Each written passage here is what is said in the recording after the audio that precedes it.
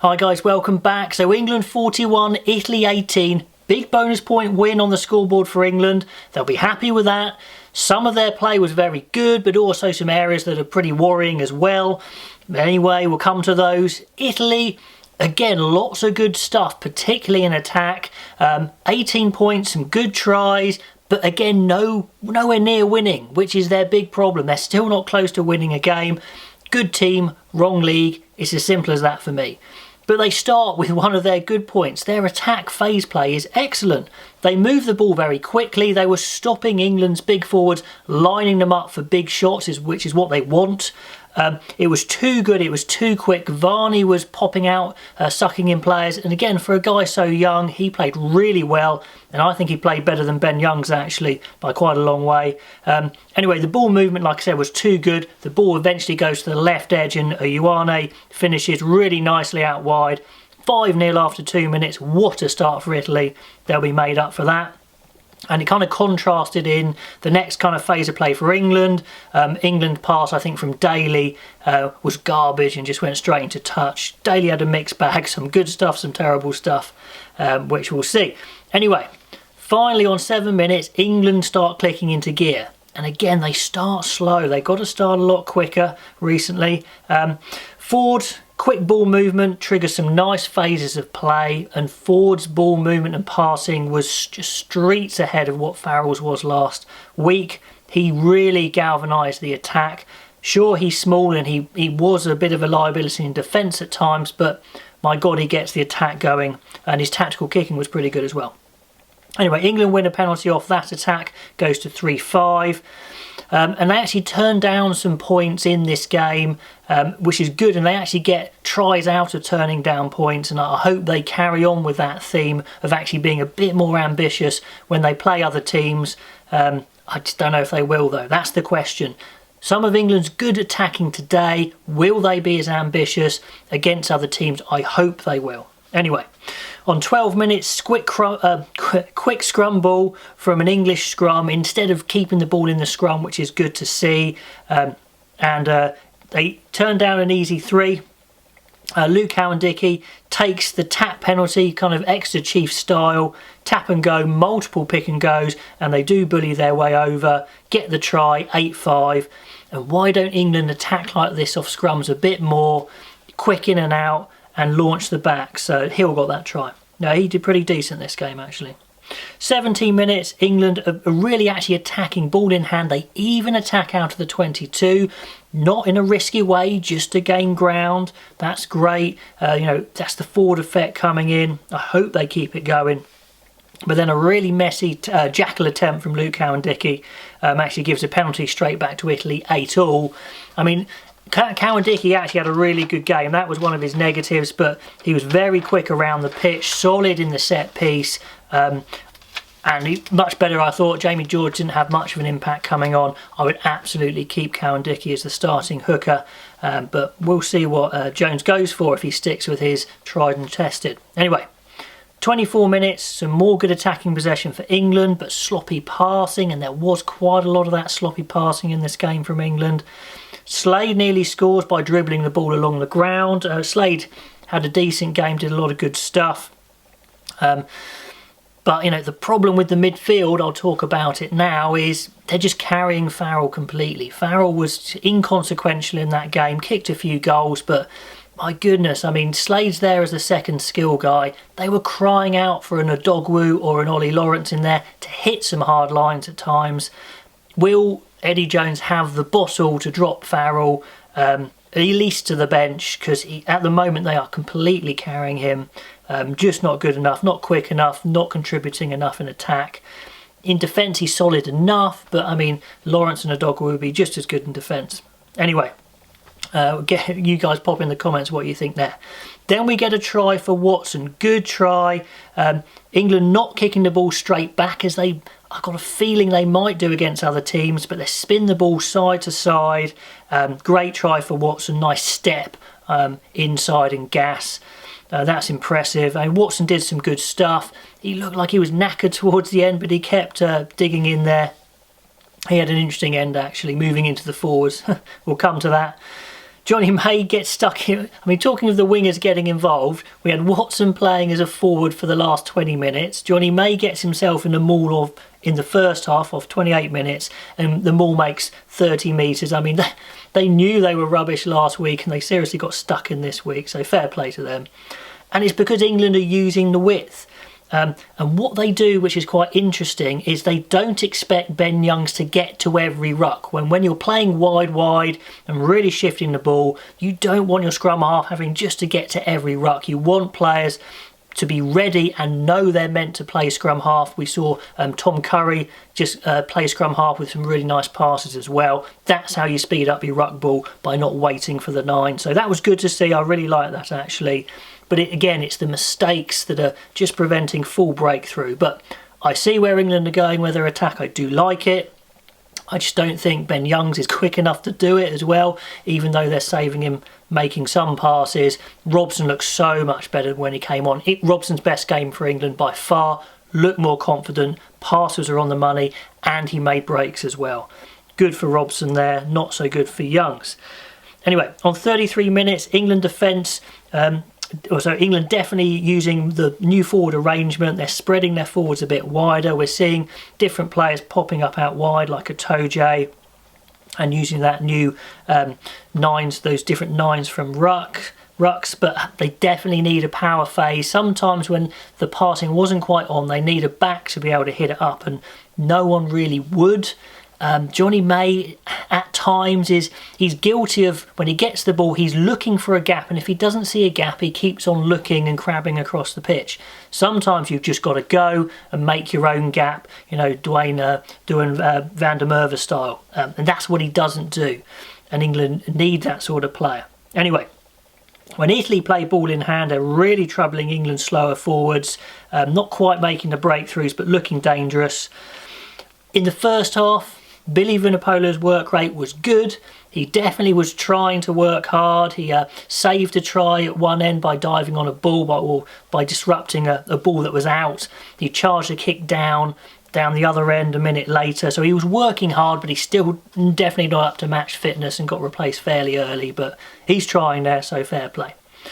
Just before half-time, Italy go for a silly, over-ambitious attack from their 22, results in a penalty. England's 5-metre line out, and then eventually Johnny May finishes out wide with literally the highest dive into the corner you could ever see. You often see wingers jump off their feet to ground the ball so they're not in touch, but Johnny May literally does a high jump and comes down vertical. That was pretty hilarious, but great finish.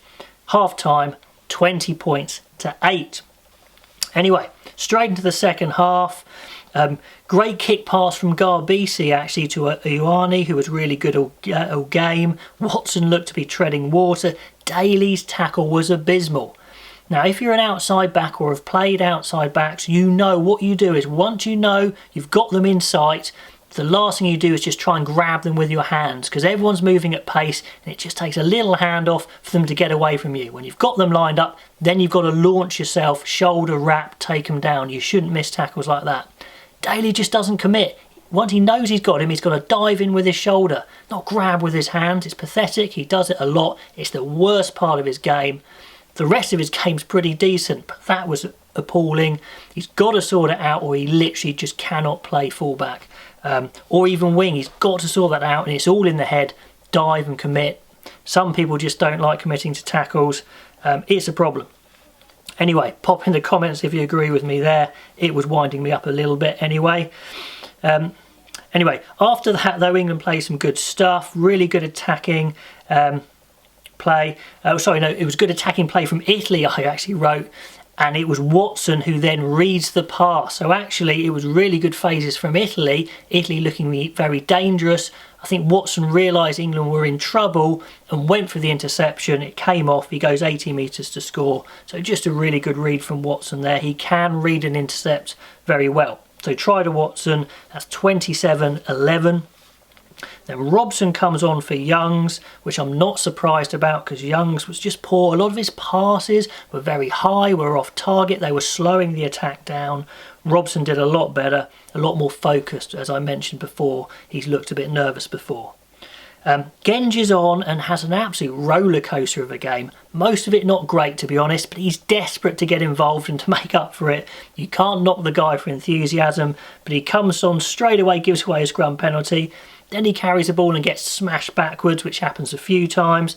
Then he actually, I think he wins a scrum penalty, and it went backwards and forwards for the whole game for Genge. His head must be an absolute mess. Just needs to be a bit more solid and reliable, to be honest.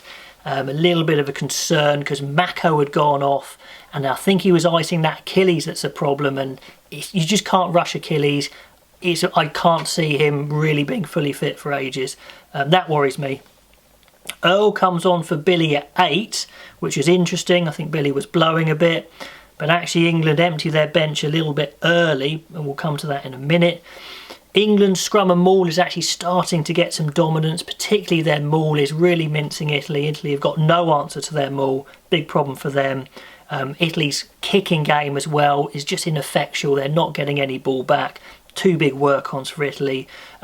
Great quick tap penalty from Robson, very sharp, takes him to within 5 metres, then some pick and goes, and Willis crashes over.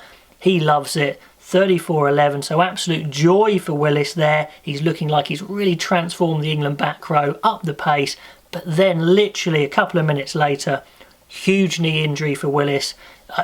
Looks like a knee dislocation, or at least a number of ligaments gone in that knee. Could well be the same knee, I don't know, the same injury, but his base is so wide on the jackal, it does mean that you get those lateral forces into the knee a lot easier. You know, they were talking in the commentary about you shouldn't really be able to crocodile roll a guy off a ruck, which you shouldn't, because you should be driving someone out of the ruck, either backwards or to the side, but players know they can get away with it, so I don't blame the Italian player, but it's like the perfect storm of the vulnerable knee position plus the roll. Horrible injury, made me feel sick. Possible career ender, to be honest. He's come back from one.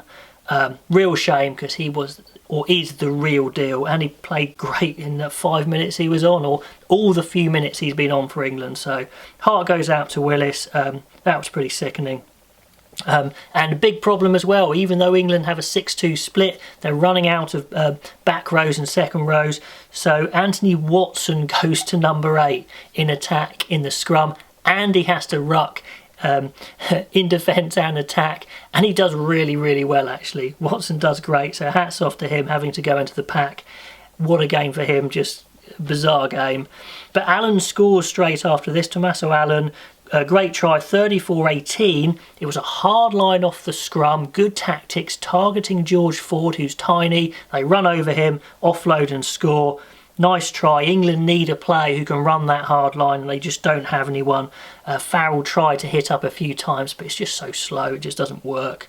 Gotta have, I mean, it's easy really. Drop Farrell, put in Lawrence or Odogwu. It really is that simple, apart from he's their captain. Anyway, we'll discuss that more in another video, I'm sure. Then, on 67 minutes, Itoje, brilliant candy off a baby rip. Before the guys even hit the floor, Itoje's got the ball. Itoje's class. Can make the odd error, give away a few pens and whatever, but he's just a class player. So I think that's another good game for him, to be honest. And it creates the attack, some good offloads, Cowan-Dickie, Robson, try in the corner for Daly, 41-18. Nicely done, all comes from Itoje's brilliance, really. And the game's breaking up, it's really messy, there's loads of space. Watson's playing in the forwards, like I said, and actually wins, forces a ruck penalty from a couple of counter rucks. So that's just a bizarre end. To sum up the game, a bit of a bizarre game, 41-18. Positives for England, they're playing with more width, more ambition, largely because George Ford is in there, who actually is good at doing that. Luke Cowan-Dickie looks super sharp. Curry, I thought, worked tirelessly, actually, considering he was in a quite slow forward pack. Robson came on, finally had a really good game for England, looked the real deal. Ford, like I mentioned, Slade had a good game as well. Negatives, in defence, just looked too vulnerable, too slow. Good teams, like say France for example, I could just see them ripping England apart. England need a bit more speed in that back row. With Willis now out, you know, Earl I think is going to have to come in, consider Underhill hopefully when he's fit as well. Just looked a bit slow, to be honest. But anyway, Farrell is being carried again. It's a massive problem. Youngs was slow, poor passes today, and Genge was just struggling to impose himself. Not through effort, but, you know, possibly just a technical ability. Anyway, Italy, at times their attack looks brilliant, but their kicking game is awful, really, tactical kicking, and they're far too easy to score against, so I just can't see them winning a game again. So massive mixed bag there, guys. Lots of interesting things to dissect. I'm sure I'll come back with an England selection for the game against Wales in 2 weeks. That's going to be fascinating to do. But anyway, guys, must say as well, really appreciate all your comments, subscriptions and everything like that. Really enjoying it. Hope you are too, and I will catch you next time.